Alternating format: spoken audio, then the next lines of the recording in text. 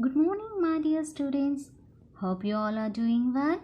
Let's begin the class with a new chapter. Before starting the new chapter, let's have a quick recap about the previous definitions, what we learnt in our previous classes. We all know that the definition of a cell. How do you define the cell?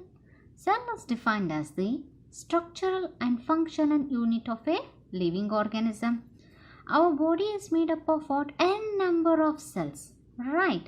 If the group of similar cells join together, then we are going to call it as what? Tissue. If a group of tissues in a living organisms performs a specific function, then you are going to call it as what? Organ. Yes, specific function. It is when a group of tissues that are joining together and they're performing the specific function, then it is called as what? Organ. How many sense organs we have? 5. Which are those? Eyes, ear, nose, tongue and skin. From the eyes can help for us to what? To see the things. Ears can help us to what? To hear. Skin helps us to what? To feel. Right. Means the particular organ here is performing what? The particular function. We can't see through our skin. Can we see through our skin? No. Like this only, if a group of organs that join together and work together to perform one or more function, then it is called as what? Organ system. Right. Organ system is nothing but what? Here it is performing one or more function. If we take the example of what? Kidney filters the blood, right? And it maintains the balance of water in the human body, and it removes the excess of the water which is not utilized by the body in the form of a urine, right? Means kidney is an organ system. Kidney is an organ that comes under the system called as excretory system. What it is playing? It is performing one or the more function. Now you got an idea that which chapter we are going to start. Let's open our book 3. In that we are going to start a chapter number 8. That is what? More organ system. Okay. More organ system. Let's open our book 3. Page number 108. My dear students, today let's learn about more organ system. Unlike the other organisms, our human body is also made up of what? Many organ systems. Yes, what is the use of organ systems then? The organ systems helps us to live and survive on our own. Right. If we compare the example of a cow and a human being, the cow is also having the digestive system, breathing system, circulatory system. Right. Same thing, even the human body is made up of organ system. Here we are already familiar about few organ system. Which are those? Digestive system, breathing system, circulatory system, and then what? Skeletal system and the muscular system. Let's see in brief about the digestive system. Here we know we eat the food, right? We all eat food. How we will eat food? If I take an example of an apple, can we just swallow the whole apple which is as it is? No. The apple we eat, we chew with the help of the teeth. We will grind it into a fine paste. Then only we can swallow it. While this process, the digestion starts from the mouth itself. How? Our mouth contains what? Saliva. That saliva contains an enzyme called as what? Salivary amylase. That salivary amylase enzyme starts to break the food materials from the mouth itself. Then the food goes into what? Food pipe and then reaches into what? Stomach. It undergoes the chemical reactions in the stomach. Then the food again passes into what? Small intestine, where the absorption of what? Essential components takes place. Absorption of essential components like what? Like proteins, vitamins, fats, minerals, etc. This system is called as what? Complete system is called as what? Digestive system. Let's see the definition. The system which digests the food and absorbs the important nutrients. This is the definition of what? Digestive system. Breathing system. We all are familiar about the breathing system. What does it mean then? We inhale the oxygen. That oxygen mixes with the blood, right? And the blood circulates. How it circulates the blood? Here the heart pumps the blood, right? And then we exhale what? Carbon dioxide. That is about breathing system. Circulatory system. As I told you that we inhale oxygen, that oxygen mixes with the blood. The blood is pumped with the organ called as heart, and heart pumps the blood to all parts of the body, right? Then the circulatory system is defined as the system which transports the substance around the body. That is called as what? Circulatory system. Let's see the another system, skeletal system and the muscular system. The name itself is indicating skeletal and the muscular. Means what? The system that is giving the support and protection to the body and also helping us to move. If there is no spinal cord, can we walk properly? No. If there is no muscles in our hand, can we lift our hand easily? No. If there is no muscles in our hand, only the flesh is there. How can we lift the flesh? Is there any movement is possible there? No. So, skeletal system and the muscle systems that provides the support and protects the body, right? And helps us to move, right? Our hand consists of what? Many muscles, which helps us to what? Move easily, right? And our skeletal system, because of the skeletal system, we are having a definite shape, right? This is about skeletal system and the muscular system. Apart from this organ system, today we are going to study about few more organ systems which are equally important in helping to keep the body functioning properly. Means there are the other systems apart from what we learned in our previous slide which helps the body to keep functioning properly. Which are those systems?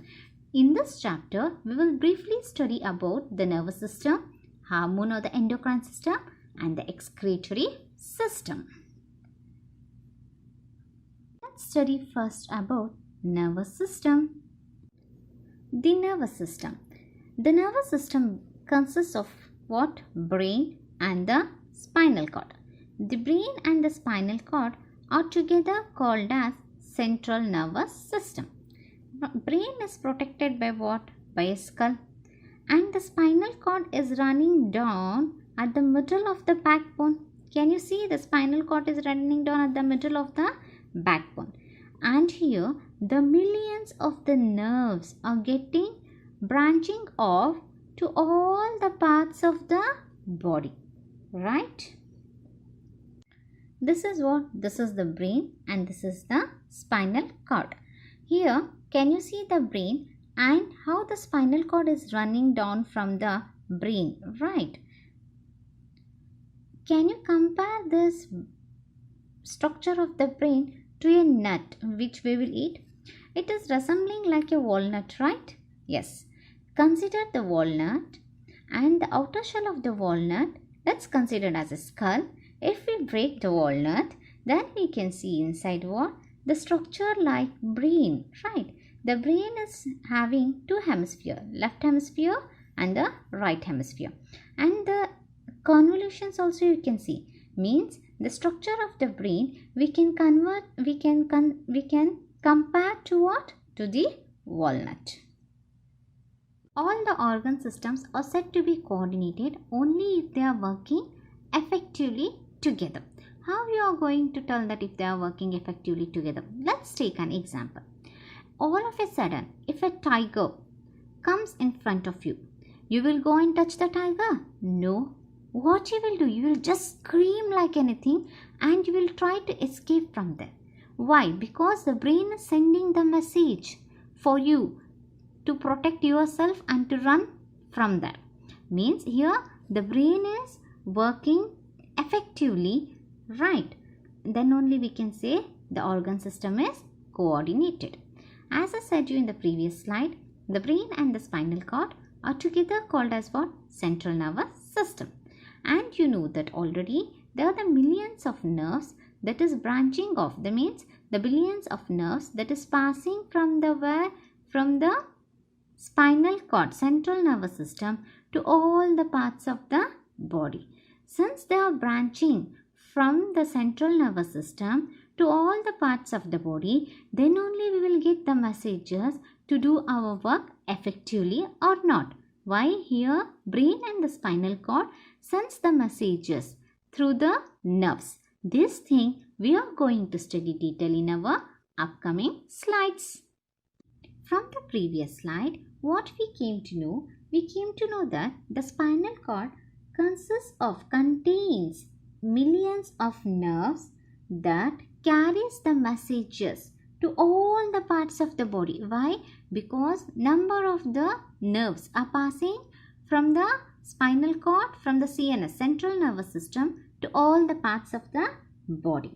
Then what is the nerve cells? The nerve cells are also called as what? Neurons. The nerve cells or the neurons are called as the structural and functional unit of what? Central nervous system. Let's study the structure of a neuron or nerve cells. The nerve cell is a long and it is thin. It consists of a cell body. This cell body contains nucleus and a jelly-like substance like what? Cytoplasm. And this cell body having the special extensions. Can you see the extensions in the cell body here? These extensions are called as dendrites and the axons. The axons are the longest extensions from the cell body. And the axons are surrounded by a myelin sheath. This myelin sheath is made up of fatty acids. What the role of this myelin sheaths? These myelin sheaths protects the axons from the injury and it acts as an insulator. Now let's see about dendrites. Can you see the dendrites here? As I said you before, it is the special extension that is from the cell body. How it is looking like? It is looking like a branches of a trees. Now what is the function of dendrites then? Dendrites brings the information to the cell body. And what is the function of the axon? Axon takes away the information from the cell body. In the form of what? In the form of a tiny electrical signals or impulses. These impulses reaches the axon terminals. Once it reaches the axon terminals, then it will be given out in the chemical is given out. Always here the impulses are always moves in what? One directions. In order to share this impulse with the another nerve cell, then there should be what? Two kinds of the nerve cell. In order to share this impulse, there should be one more nerve cell here. This is about the structure of what? Neuron. And you may get one doubt. There are the gaps in between here the myelin sheaths. What is this gaps? These gaps helps to allow the nutrients, exchange the nutrients and the waste of the nerve cells. In this slide, you will know about the structure of the nerve cells or neurons. As I said you before, neuron is the basic working unit of the nervous system. And it is what? Long, thin, and it is 1 meter long. And as I told you, it consists of a cell body that contains nucleus and the special extensions called as axons and the dendrites. What is the function of the dendrites? It brings the information to the cell body. What is the function of the axon? It takes away the information from the cell body. How the messages are travel here? Messages are travel along the nerves as the tiny electrical signals or in the form of impulses. The impulses always travels in what? One direction. This and all we saw there in the previous slide. In today's class, we studied about what? We studied about the organ system, when the organ systems are said to be coordinated, about neuron or nerve cell, and about the central nervous system and the structure of the neuron. These are all the concepts we studied in our today's class. Thank you.